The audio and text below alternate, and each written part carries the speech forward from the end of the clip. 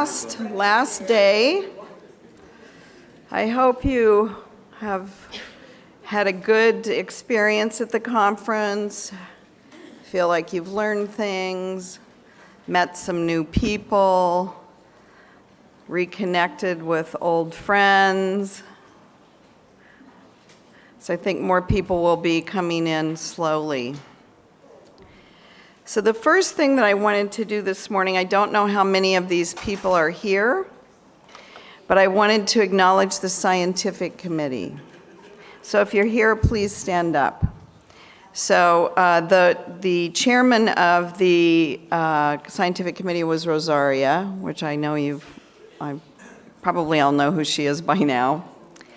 Then we had Margit Comeda from Switzerland, Miriam Mantau from Brazil, who was the one who gave the awards, Michael Brennan, Danita Hall, and Gary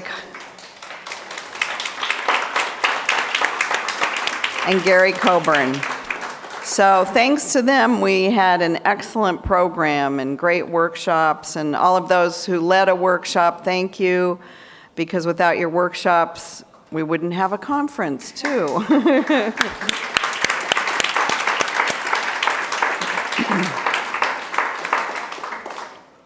Then the more logistics organizing committee was Paula Boccajalupo. Bacigalupo. I can never say, I always know I'm going to mess her name up. Pedro Ribeira Da Silva.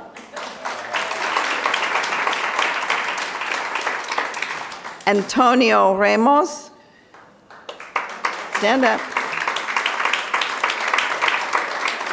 And Ana Botas. I don't believe she's here. Yeah. So thank you for all that work for the last 2 years. Really appreciate it. So this morning we have a panel where we are going to, let me first also just acknowledge, I see Vin walking in and Garrett for their further exploration of Gollum. So stand up, we'll give you.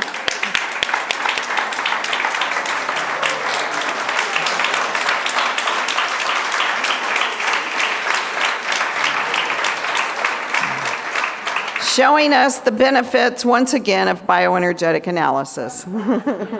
Okay. So this panel is a little different because we're going to be speaking about what sort of issues and things we saw coming up in the conference through the different keynotes, through workshops, and some of the contemporary challenges that we're facing and how bioenergetics might intersect with some of those or be helpful. So I'm happy to say we have 3 excellent panel members here.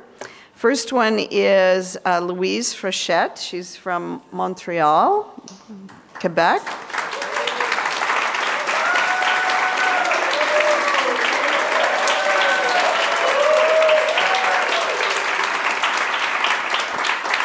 Louise is a psychologist in private practice in Montreal. She's been a bioenergetic therapist since 1982 and has been a member of the IIBA faculty since 1992. She's been teaching all over the world. Several societies in Canada. She's taught in the United States. I know she's been to San Diego. New Zealand, Brazil, Argentina, Belgium, France, Spain, Portugal, Russia. Where hasn't she been? China. China, oh, okay, right. Haven't been to China yet. Yeah. So I'm going to welcome you to the panel. Next we have Eulina Ribeiro. Did I say that right? Sort of.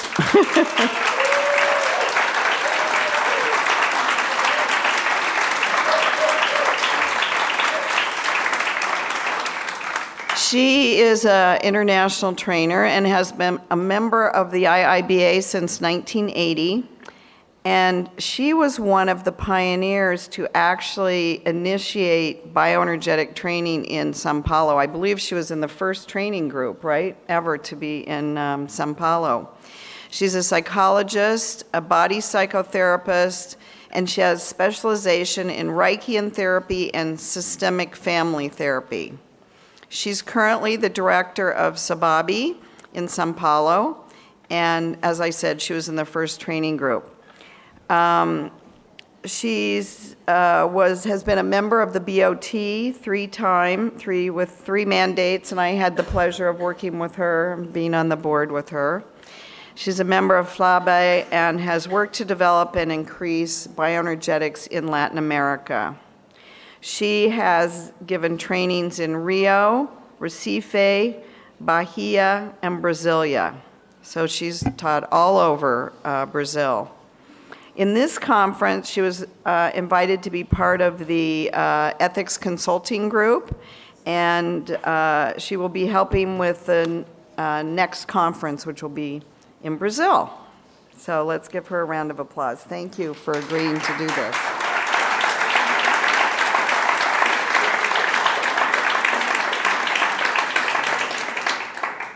And last but not least, we have Pedro. He is the president of the Portuguese Bioenergetic Society, Bioenergetic Analysis Society. He is a member of IIBA, which is the European Federation organization. He's a member of the Scientific Council or Committee, he wasn't sure of the exact name, of the Portuguese Federation of Psychotherapy. And he's been a CBT for more than 20 years. And he was a great help in helping to organize this conference here in Portugal. So let's give him a round of applause.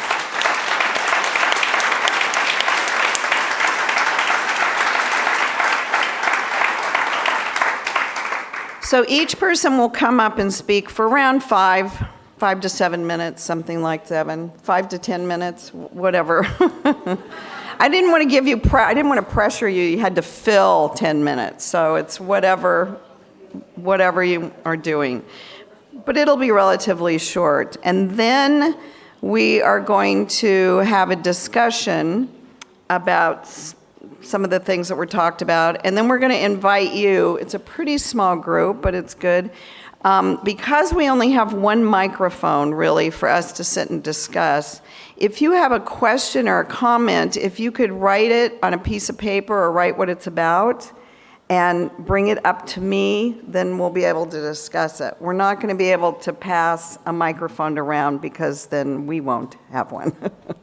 Okay, we can begin now. So first, we'll hear from Louise Fréchette. Thank you, Louise. Good morning. Bom dia.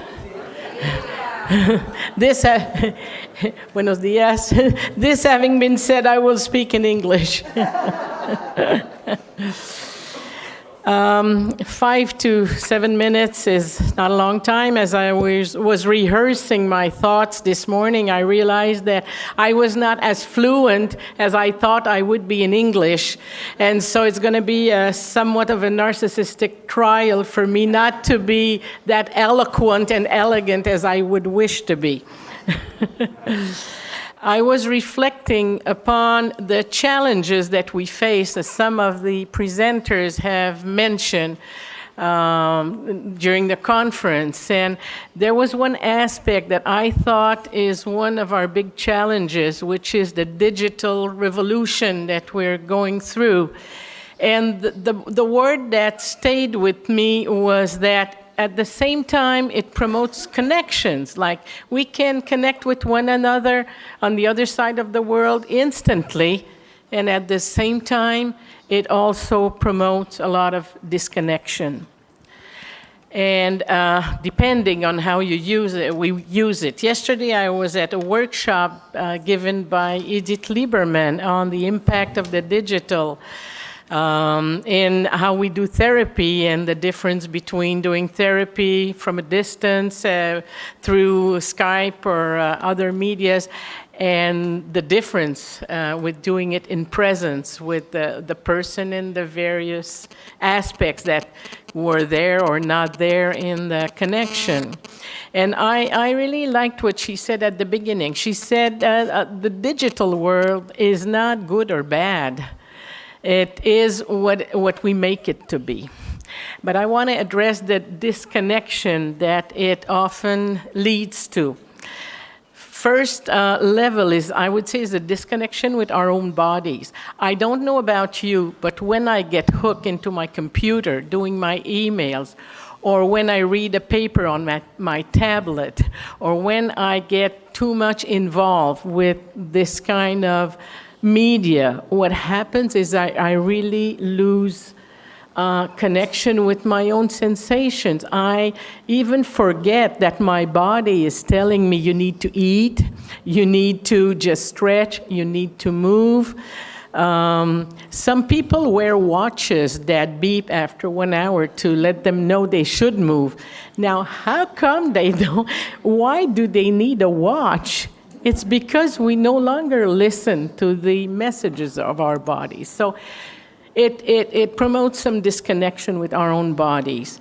Now, the other disconnection it promotes, I would say it's in the good-bad split that we all struggle with and that we struggle to integrate.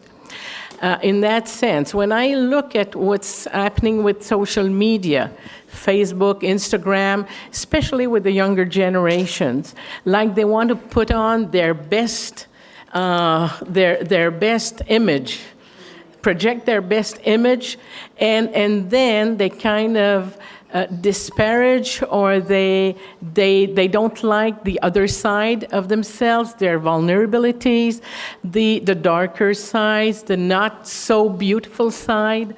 And so they live in that projected image and negate to some extent the wounded parts in themselves. And paradoxically, it also promotes the worst. So you have, through social media, so much expression of hatred, contempt, bullying. So you have that split. On the one hand, people presenting the best of who they are. On the other hand, people presenting the worst of who they are, anonymously, most of the time, and in a way that wounds other people.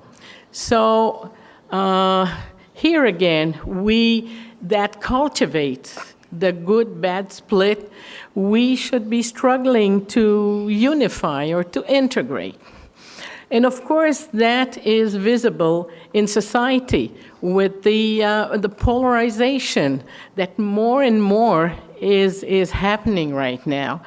Be it because of the political allegiance, because of ethnicity, because of race, because of gender.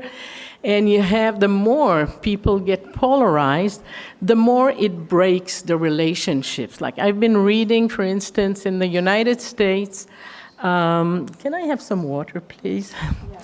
Yeah. In the United States, some members of the same family don't even talk to themselves anymore, to one another anymore, because, thank you, because what's happening is that they don't have the same political allegiance, and they can no longer communicate with one another. They stop talking to one another.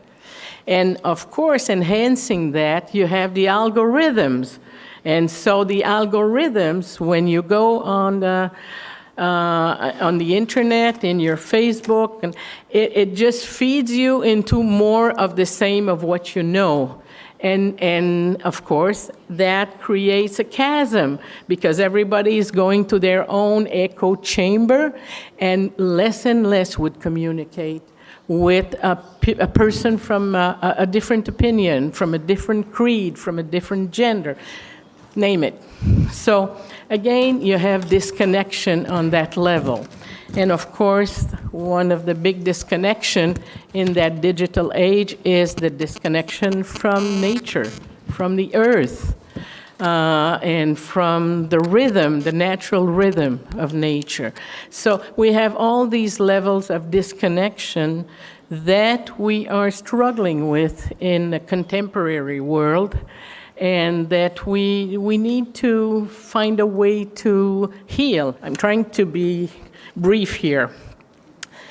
What can we bring, what we bioenergetic therapists or a bioenergetic organization, as an organization, how can we address that? What do we have to bring to help bridge those disconnection, to create new connections, and to help heal some of the challenges that we meet in society? Well, I say we have a lot to offer, and sometimes much more than we realize. One of the things that we have to offer is a very deep knowledge of what is the existential struggle of human beings, of our clients. And when I say existential struggle, when I teach, I like to explain to the students the existential struggle it's very simple. On the one hand, we have to understand against what kind of painful experience, what kind of painful experience or emotion we had to contract against. And second question, how did we contract against? And this is the character structure, of course. I believe we have knowledge that enables us to have a profound understanding of a person's existential struggle. And this is why it takes so long to be trained as a bioenergetic therapist, because this is so complex. Within that, we learn to tolerate in our own beings very intense experiences, very intense feelings, so that we can learn to contain and be able to be with people who also go through these intense feelings. It's not everywhere that we can have that. This is a treasure that we have. This is a treasure that we have cultivated through our own therapy, through our own training. So the knowledge, and the knowledge not just intellectually, but on the visceral level of what is an existential struggle, is something very profound that we have to share, that we can share with the world. Now, in addition to that, we've added new knowledge. We have many people in our communities, among them Guy is one of the major ones, to have tried to integrate in our theoretical model new ideas or new concepts, be it from neuroscience, from attachment theory, from self-psychology, from all the intersubjectivity theory, to how could we, and all that we also have integrated in relation with the work with trauma.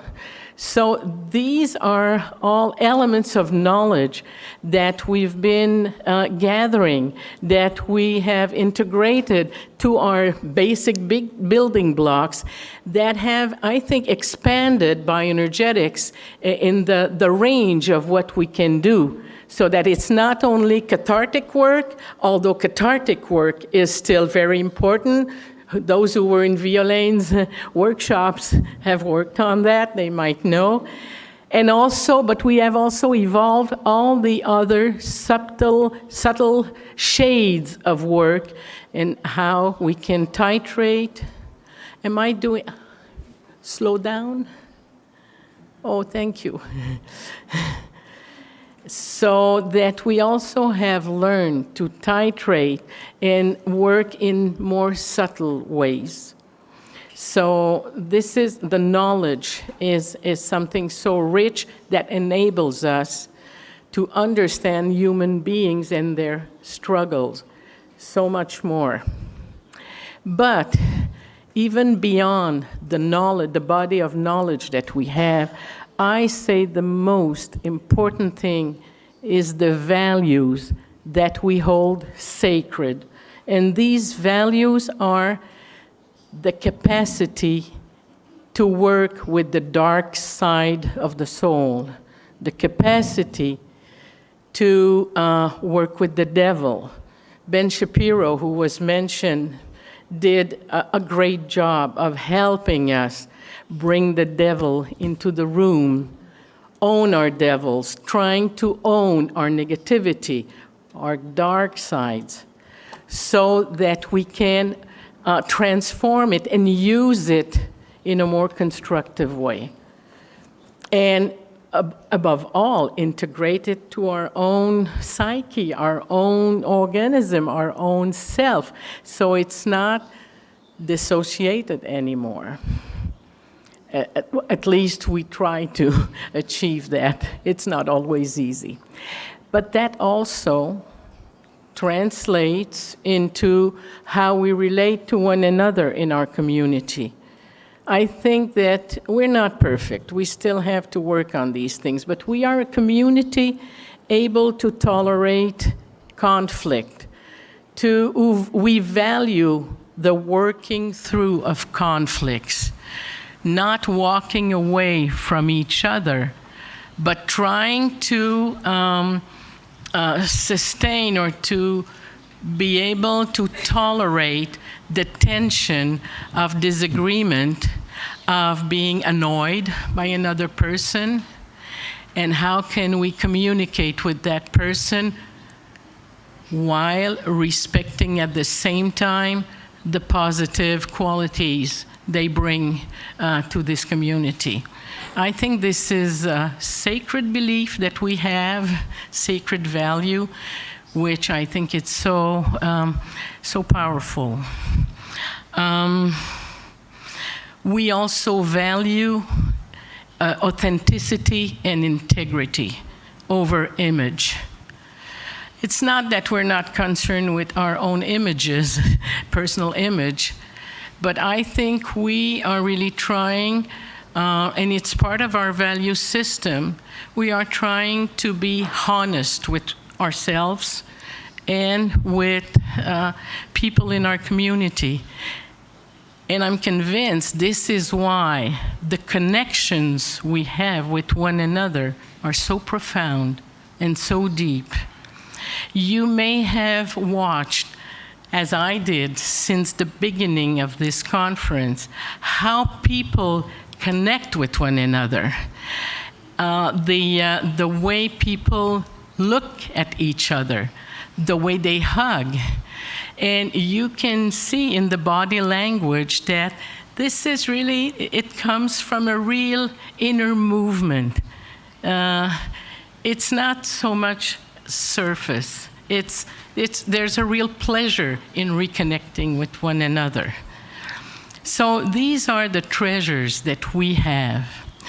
How to bring them to the world, how to address that, to use that to address the challenges that we face in the world right now. Well, I think we have to go out there in the world more. I'm always so admirative of how the Brazilians have developed this capacity to create social clinics or to bring bioenergetics in many settings. And unfortunately, I realize in North America, we don't do that as much. We work more on the individual basis. I know that I would like to be more in the community in Quebec, which I'm not. I have my private practice, and I haven't developed enough that community kind of activity or involvement. I guess I console myself in a way. I hope that I'm not just doing wishful thinking, but I like the idea that comes from quantum physics, that we're all little cells pulsating, but connected to the larger fabric of the universe, not only humanity, but the universe. Guy, in your talk, you demonstrated that very elegantly with a lot of beauty. And my own hope is, as long as I'm doing my work inside myself, as long as I'm being genuine, honest, and open-hearted with the people around me, people from my community, from my family here, but also people that I meet outside my family. I hope that it has an effect beyond words, beyond the mere physical boundaries. I just hope that when I pulsate with vitality and love and vital energy, I hope it expands and touches other energetic fields with the people who are around me. So I guess I will just conclude here. I just want to say how many important heart connections I have with so many people here. And I think that I'm not the only one. I'm sure we all experience that. And I'm so grateful for this community. May we radiate everywhere.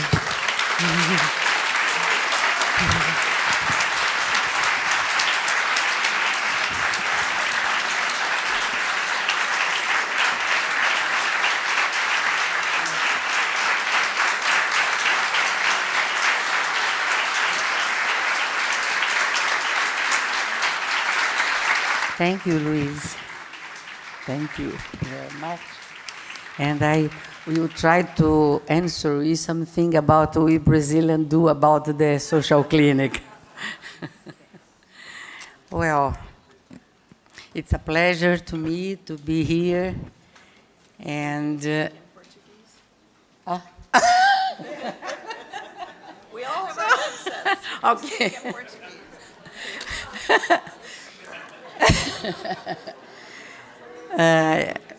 This is funny because nesses dias eu não sei que língua que eu tenho que falar mais. Eu queria começar falando que eu fiquei muito tocada com a fala do professor Luigi Zoja. Obrigada. Porque ele me fez compreender, explicando sobre a paranoia coletiva, o que aconteceu no Brasil no último ano, durante as eleições para presidente. Nós fomos tomados, os brasileiros foram tomados por medos irracionais, realmente, que levaram ao delírio causados por uma grande desilusão. Aí eu pude compreender melhor por que aconteciam tantas brigas, tantas polaridades entre duas partes políticas, que era a esquerda e a direita. Foi muito triste de ver, de viver esse momento, onde houve brigas entre irmãos, entre amigos, discussões que nos levaram a uma grande depressão e uma incompreensão do que estava acontecendo. E, como disse o professor, nós vivemos uma desconexão com as nossas raízes, com o nosso corpo, com a realidade, porque nós fomos assaltados por um medo irracional. Um medo do que pudesse acontecer. Houve uma polarização muito grande que impediu o diálogo, a reflexão e a possibilidade de ouvir o outro. Ninguém ouvia ninguém. As redes, as networks, fomos inundados por notícias falsas, fake news. E as pessoas acreditavam naquilo que elas queriam acreditar. Ninguém foi buscar a fonte, se era verdadeira ou falsa. Então, como diz o professor, nós projetamos o nosso impulso destrutivo no outro. a desconfiança em tudo que é diferente, ela é aumentada e passa a dominar o ego, que perde, então, a sua função racional. E os instintos passam a dominar o psiquismo. E, quer dizer, eu vivi isso, nós vivemos isso, contando uma história do nosso próprio treinamento na SOBAB, durante um treinamento que foi no dia da eleição. Metade do grupo pertencia a um lado e metade do outro, e havia tanto ódio entre pessoas do mesmo grupo, tanta desconfiança, e um atacando o outro, que nós precisamos depois fazer um outro grupo para trabalhar essas questões, e cada um que pudesse entrar na sua própria divisão interna, e como eles saíram do corpo, como eles ficaram irracionais. Foi um trabalho muito grande que nós tivemos que fazer nesse momento.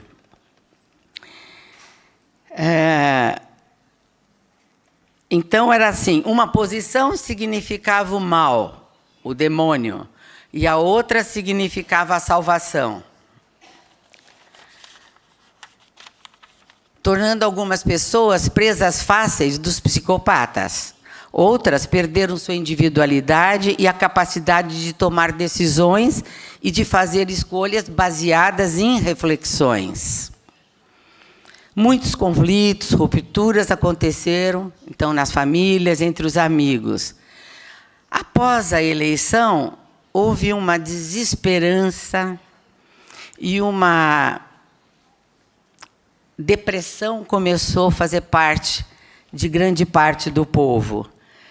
Então, nós, como terapeutas, nós precisamos trabalhar nossa própria desilusão e depressão, buscando voltar para o nosso corpo, fazendo exercícios, usando a bioenergética para nos dar uma força necessária para poder atender os nossos pacientes que chegavam muito mal nos consultórios. Eu acho que muitos brasileiros aqui sabem bem do que eu estou falando. Então, foi um desafio estar presente para eles, corporificada, quer dizer, com um lugar no nosso corpo para poder voltar ao coração e dar o suporte e o holding que esses pacientes precisavam. Eu acho que isso a gente aprende aqui na análise bioenergética. A gente consegue atravessar esses estados, esses conflitos, e voltar atrás e buscando esse fluxo, a fluidez dos nossos fluxos energéticos. A Dárcia Narvaez também ela diz que nós precisamos de uma interação constante entre a natureza e a nutrição de um apego seguro. Eu entendi dessa forma, que possibilitará mais tarde a autorregulação. Então, nessas horas, nós tivemos que nos juntarmos em pessoas, umas dar força para a outra. Eu acho que a FLAAB foi uma organização que fez isso com a gente. Nós nos juntamos, choramos juntas o resultado da eleição e demos força para que a gente pudesse continuar, então, tentando ver o que a gente iria fazer, ou suportar, né? Então, além desse problema, a América do Sul ela vem atravessando por vários problemas nesse momento, não só políticos, como problemas econômicos muito sérios. Então, como diz o Reich, a nossa psicologia política é um estudo do fator subjetivo da história, da estrutura de caráter do homem numa determinada época e da estrutura ideológica da sociedade que ele forma. Acho que isso é muito importante para nós entendermos, entendermos um pouco que a gente está preso à nossa cultura. Então, a América do Sul, o Brasil, como a Europa, como a América, cada um tem a sua cultura e tem algumas prisões que nos comprometem de alguma forma. Eu acho que sair eu acho que essa comunidade aqui, para mim, tem me ajudado muito a ver outros modos de pensar, conhecer outros povos, outros pensamentos. Eu acho que liberta um pouco a gente de uma cultura mais que já foi muito escravizada e que nos escravizou, principalmente, os indivíduos. Eu me lembro muito bem, vou até contar uma coisa engraçada agora, da primeira vez que eu fui para Nova York fazer um trainer, não era um trainer, era um grupo de terapia com o Loa. E eu cheguei, e eu tinha tanto medo, mas tanto medo de ir, me colocar no palco para ele fazer uma leitura corporal, dada a minha cultura, e meu marido, nessa época eu estava casada com meu primeiro marido, e ele falou, se você for, quando você voltar, eu não estarei em casa, porque não era possível a esposa sair. E eu e Eliana, minha grande amiga, fomos juntas, uma dando força para a outra. A Eliana foi a penúltima e eu fui a última pessoa. Eu falei, mas eu paguei, eu tenho que trabalhar o meu corpo.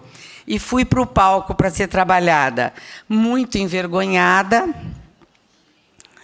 Muito envergonhada. Ele fez uma leitura corporal do meu corpo e ele falou sobre o corpo das brasileiras, que tinha muita vitalidade, muita energia. E aí ele disse, mas por que você está com essa cara tão assustada? Aí eu disse, porque o meu marido vai sair da minha casa. Aí ele disse, mas por que você precisa desse marido? Esse marido não é bom.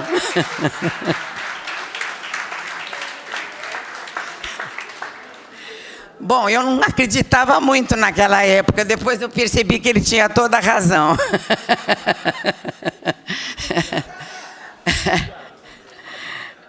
It's funny.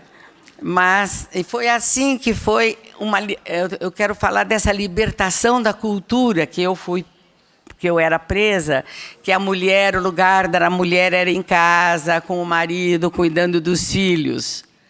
E cada passo, cada conquista foi através de muita luta. No mundo, o mundo nosso é bastante machista, diferente de outros mundos.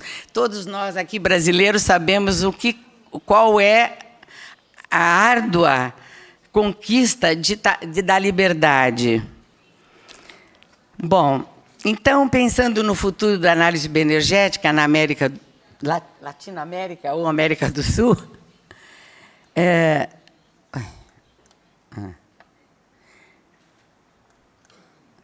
no Brasil, eu queria só dar uns dados para vocês ficarem bastante conscientes. Nós temos problemas econômicos, sociais e políticos, né? Mas os que mais nos preocupam são a corrupção, a violência, a saúde e a comunicação. E o desemprego. E o desemprego.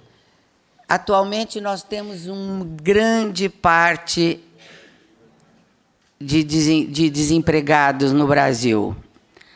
Nós temos uma saúde a saúde piorou muito, não oferece nenhuma condição.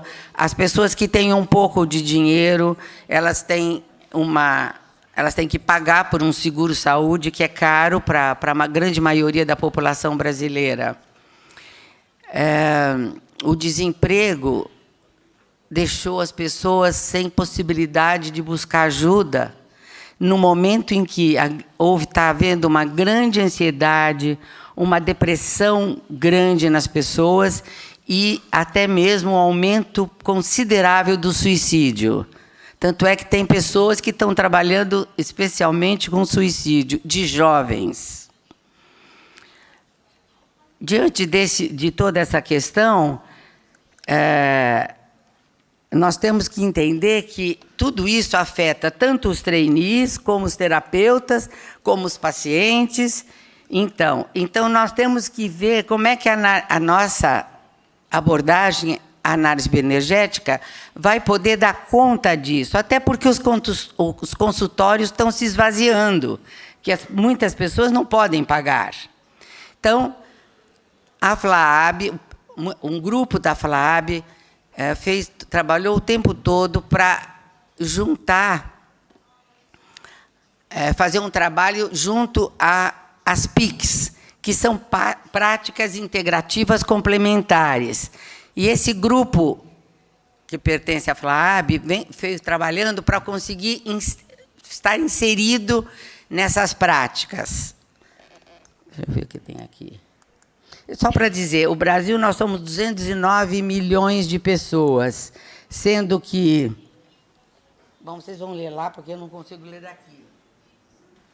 Tem 90 milhões tem empregos. 32 milhões tem carteira assinada.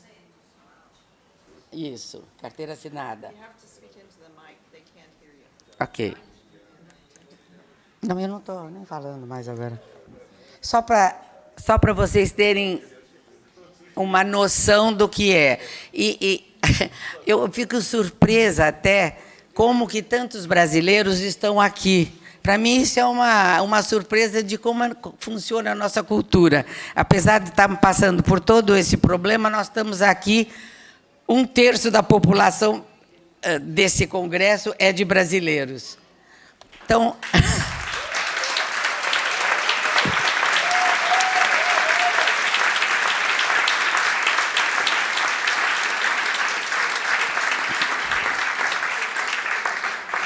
É por isso que eu achei que meu dever era falar em português.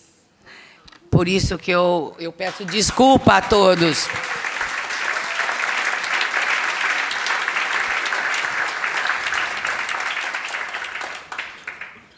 Bom, com esses dados todos que eu citei aí, vocês podem ver como a ansiedade e a depressão cresceram no Brasil. Isso aí são dados pela OMS, Organização Mundial da Saúde. Então, você vê, 1 em cada 10 pessoas sofrem de algum distúrbio. No Brasil, 80 mil brasileiros estão afastados do serviço por depressão. São Paulo é o estado com mais incidência de transtornos mentais no mundo. 29,6% da população tem alguma ansiedade e afeta 19,9% dos paulistanos. Quer dizer, porque a gente fala São Paulo é a grande cidade, paulistanos é quem vive na cidade de São Paulo. E a Grande São Paulo é o estado de São Paulo com outras cidades. Então, claro que as cidades do interior, quem mora em Americana, Campinas e outros estados, tem uma qualidade de vida melhor. Bom, existe uma epidemiologia de suicídio no mundo, aí não é só no Brasil. E o que eu queria dizer aqui é como nós estamos afastados de qualquer cuidado com essas pessoas que tentaram ou planejaram o suicídio. Muito pouca, só apenas 1%, 1 em cada 100 habitantes foi atendido num serviço de emergência. Quer dizer, alguma coisa que poderia ser evitada. De algum jeito, se a gente tivesse em algum trabalho, alguma possibilidade de ajudar essas pessoas. Então, ok? Rápido, quickly. Porque está na hora já? Está na hora? Bom, então, o que são as PICs? Só para terminar. As PICs são essas práticas integrativas e colaboradoras e complementares que elas juntam a medicina tradicional com essas práticas que nós temos consciência de como ajudam o ser humano a encontrar... Oi? A encontrar o seu corpo, a tomar ciência de si mesmo e poder lidar e ter mais vitalidade para poder combater todas essas, confrontar todas essas questões.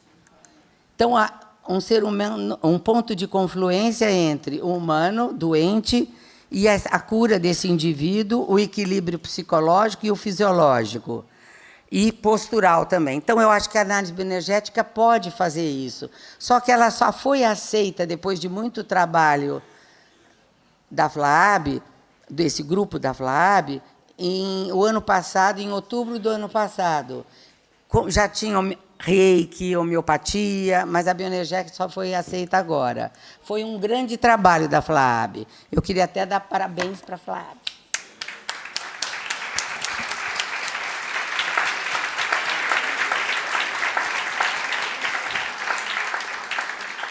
Bom, como eu estou na hora aqui, eu só queria terminar falando uma coisa triste, contando para vocês uma coisa triste, que no final do ano passado nós perdemos uma colega muito importante para nós, Zeneide Monteiro, Maria Zeneide Monteiro, que foi diretora da SOBAB, foi diretora do curso de Reich no SEDES, e que tem trabalhado pela comunidade. Muitos anos ela vem trabalhando pela comunidade mais carente, fazendo vários tipos de trabalho, e ela, enfim, nos deixou, partiu por um outro mundo talvez melhor. E eu queria que a gente pudesse fazer um minuto de silêncio, então, em homenagem a Zeneide.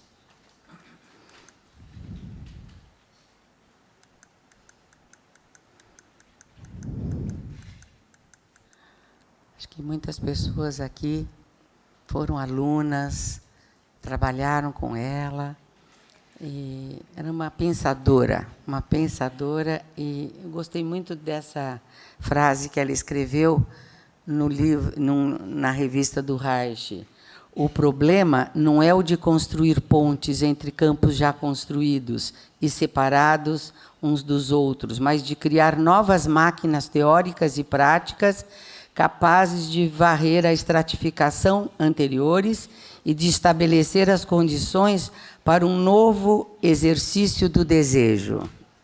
Eu vou colocar agora aqui o grupo, que eu acho que é importante colocar aqui o grupo das pessoas que trabalharam para essas PICs, que, através de grupos de movimento, tem várias pessoas de várias sociedades brasileiras já trabalhando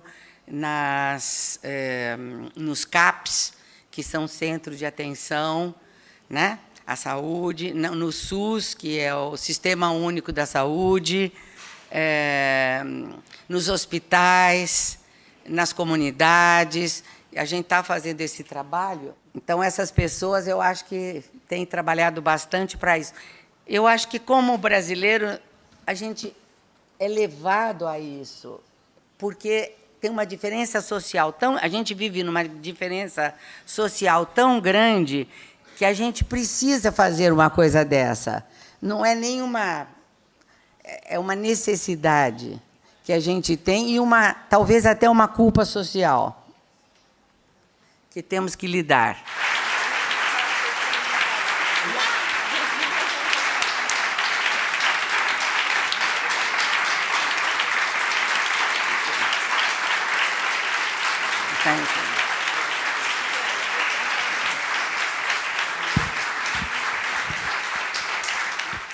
Hi, everybody. It's nice to be here. During these days, I feel so very well, the good energy, very positive vibrations, and I think it's wonderful. All of you contribute for that, and that it's It's amazing. But I think also that we are lucky, because on this conference, you have a caring, lovely, and organized mother. So perhaps I can ask you another more time an applause for our Diana guest.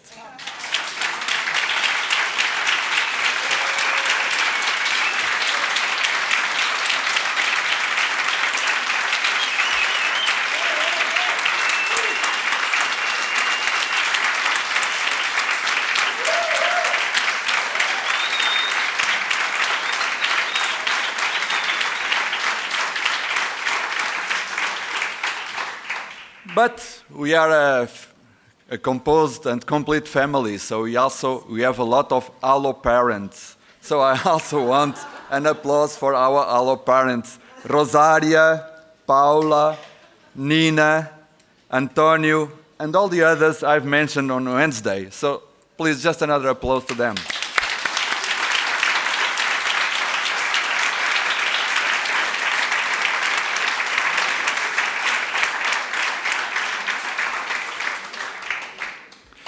So I'll try to stand to my time. I don't know if it is possible, but I would like to begin with something.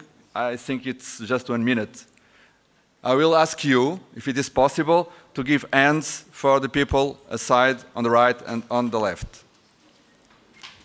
Thank you.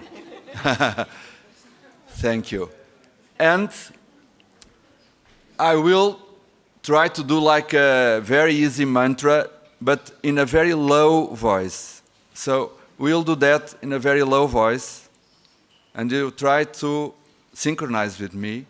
And if possible, you do that just for 1 minute with closed eyes. The ones like it, the other ones could be the open eyes. So it's just a la, la, la, la. It's just like that, but we try to synchronize each other. So we begin now. La la la, la la la, la la la, la la, la la la la, la ra ra ra, la ra ra ra. La, da, da, da. Thank you. You are a beautiful people here. Thank you so much.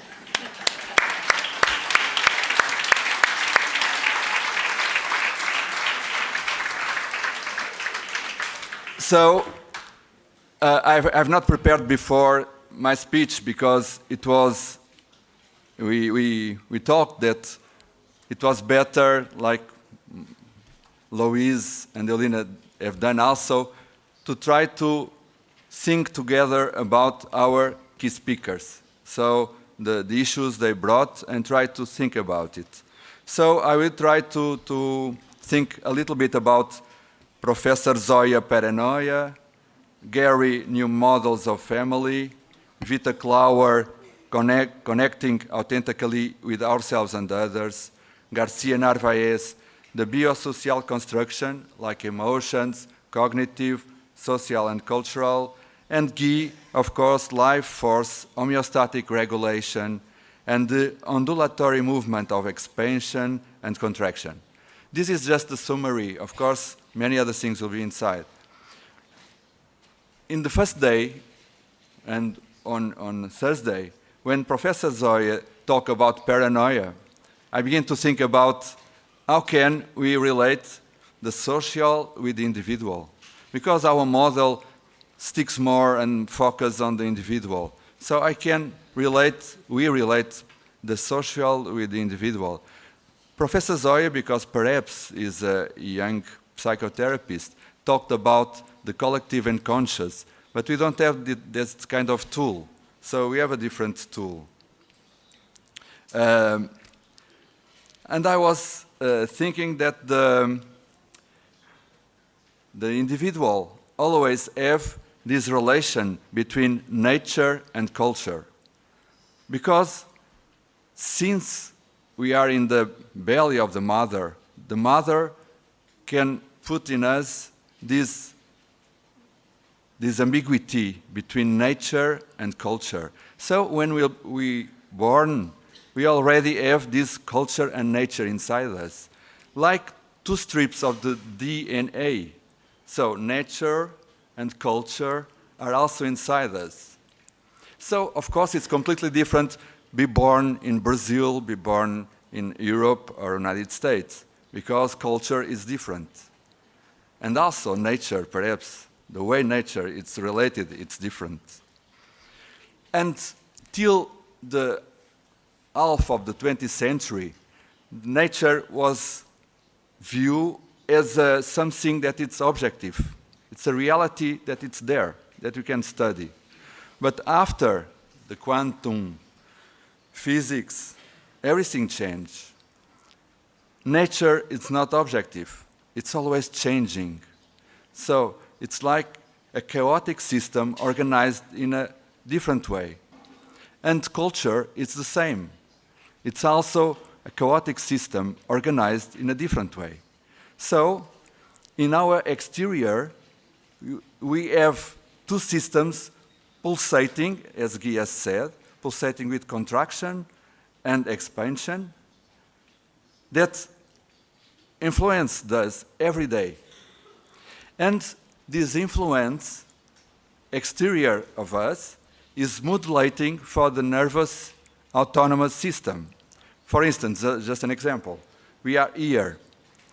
Any of us are different. We have different personalities and characters. But we have a temperature, we have a light, we have feelings and emotions to be here. Someone's like to be here, someone's are sad because it's ending, some others are relieved because they can go home.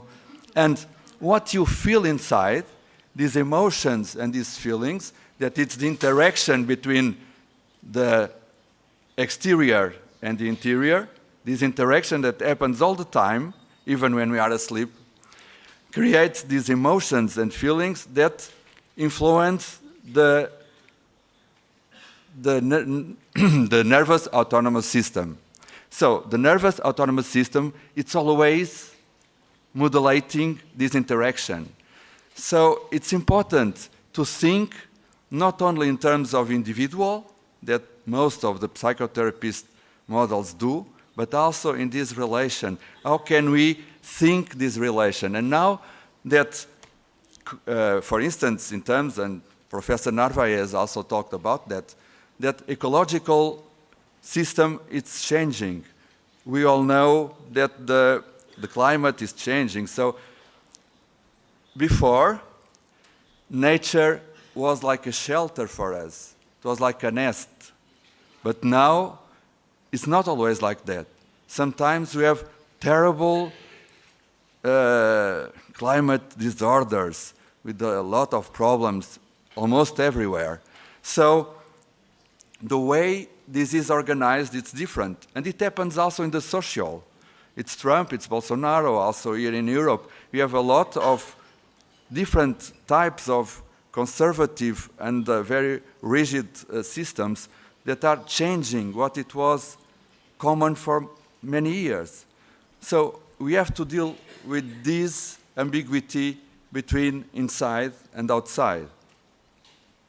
But the individual also have his own pulsation. We know that because we are from bioenergetics.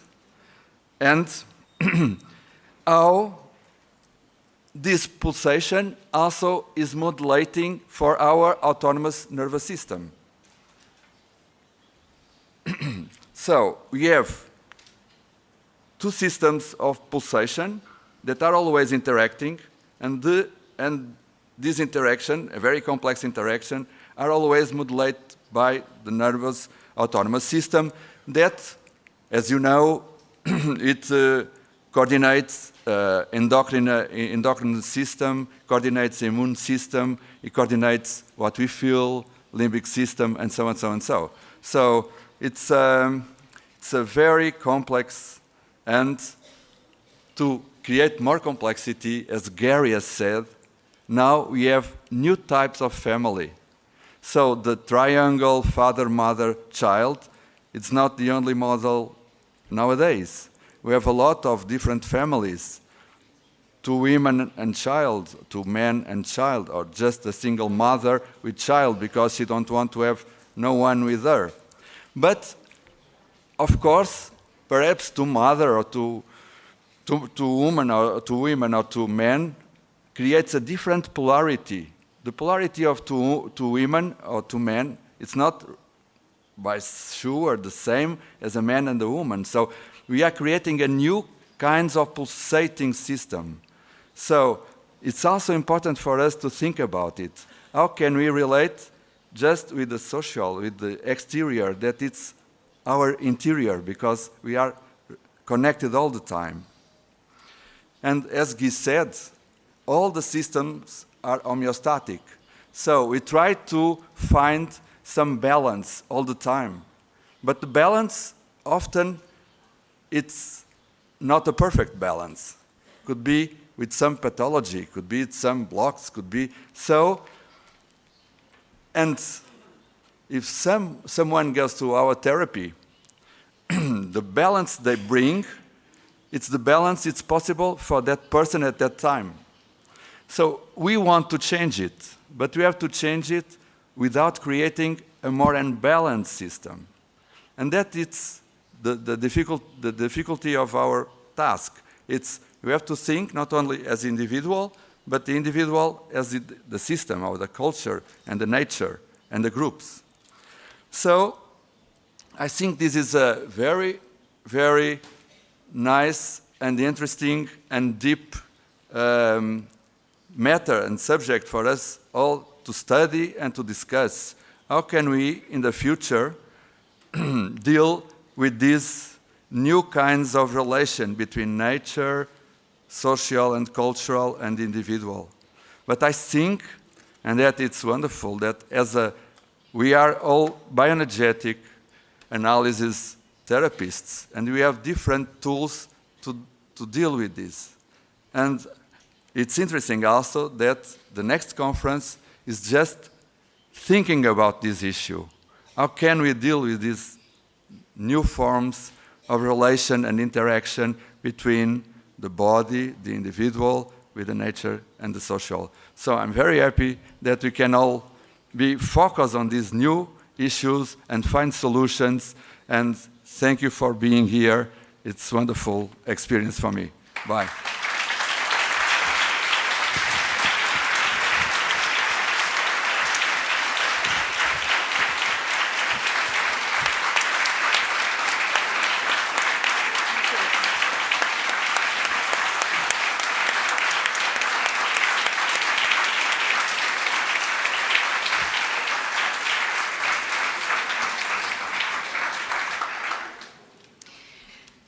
So as I look out in the audience, I see some people who are tired and their eyes are closed.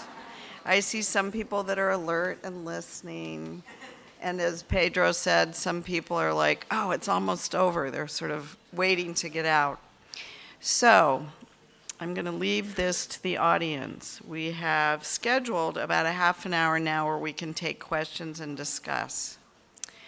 Or we could have the closing now, where we have pictures from the conference and a musical performance. I'm seeing a lot of heads nodding, like, or if you guys are okay with that. Okay.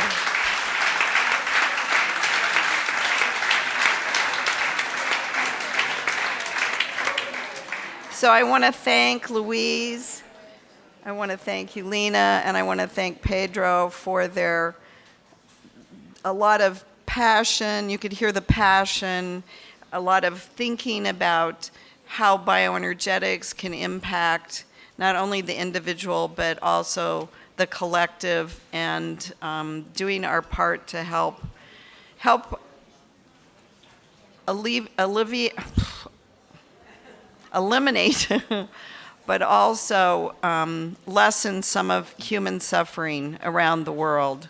And we all have things that are near and dear to our heart based on where we live. So We will now, are we ready for the closing?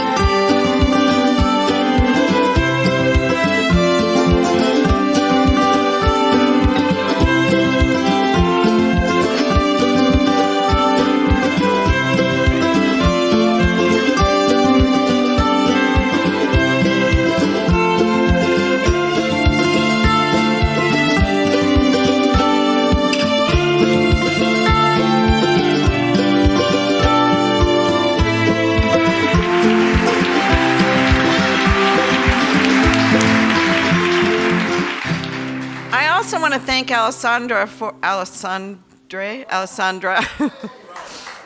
Alessandro. Yes.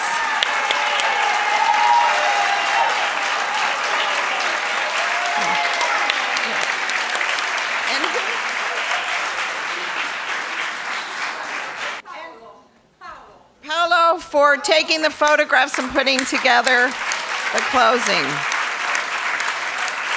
Bruce Springsteen, yes, of course. I also want to make sure, when you go, if you go to have lunch or whatever, thank the wait staff here, because they were, you needed something, they'd bring it. They were very good. And also the I never can say their name right, Abreve? Them. Yes. Thank them for the work and support that they gave us as well. Okay, now for the music.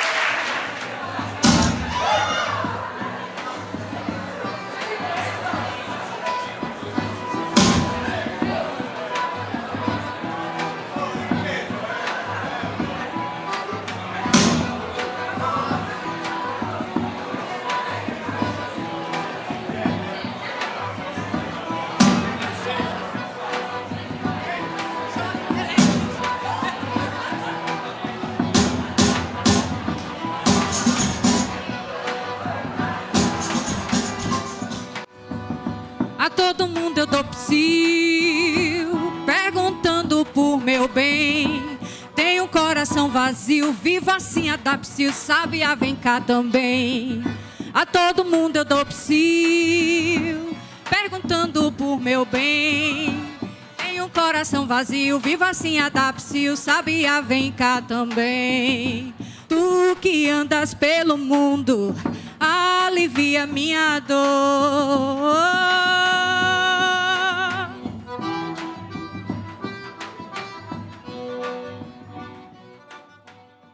Eu sei que a vida devia ser bem melhor e será, mas isso não impede que eu repita o quê? É bonita, é bonita. Viver e não ter a vergonha de ser feliz. Cantar e cantar e cantar a beleza de ser um eterno aprendiz. Eu sei o quê? Que a vida devia ser bem melhor e será, mas isso não impede que eu repita o quê? É bonita, é...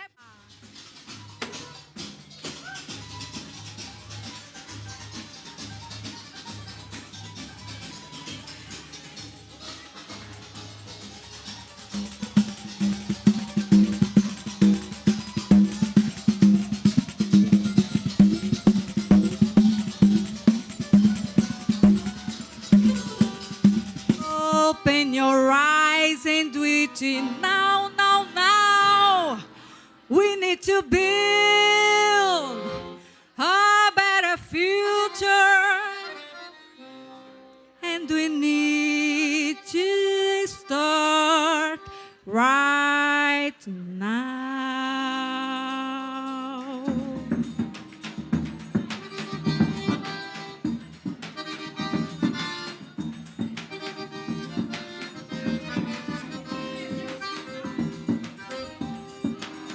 We're on a planet that has a problem. We've got to solve, get involved and do it now, now, now. We need to build a better future, and we need to start right now. Make it greener, make it cleaner, make it less, make it fast and do it now, now, now. We need to build a better future, and we need to start right now. No point in hating or hesitating. We must rise, take no more lies, and do it now, now, now. We need to build a better future, and we need to start right now.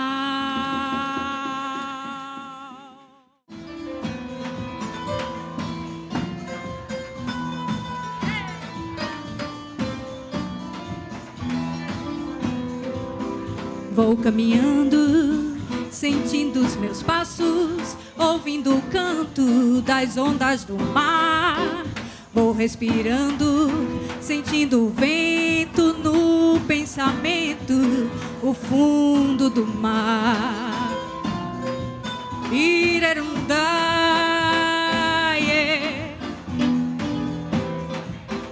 Vou respirando, ouço um canto, doce encanto do fundo do mar. força tamanha da natureza, sua beleza vem me iluminar. E o doce canto canta bem alto no mais profundo fundo do meu mar. Ê, mamãe, Iemanjá, ê, mamãe, és rainha do mar. Ê, mamãe, Iemanjá, ê, mamãe, rainha do mar.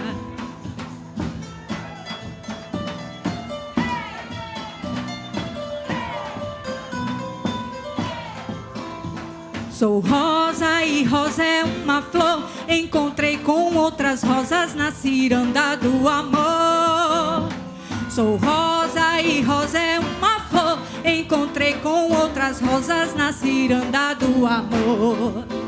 É noite de lua cheia, ouço o canto da sereia, vejo estrelas a brilhar. É noite de lua cheia, ouço o canto da sereia junto às ondas do mar. Sou sagrada, deusa feminina, sou mulher. Sou sagrada, deusa feminina, sou mulher. Encontrei com outras deusas nessa ciranda de fé. Encontrei com outras deusas nessa ciranda de fé.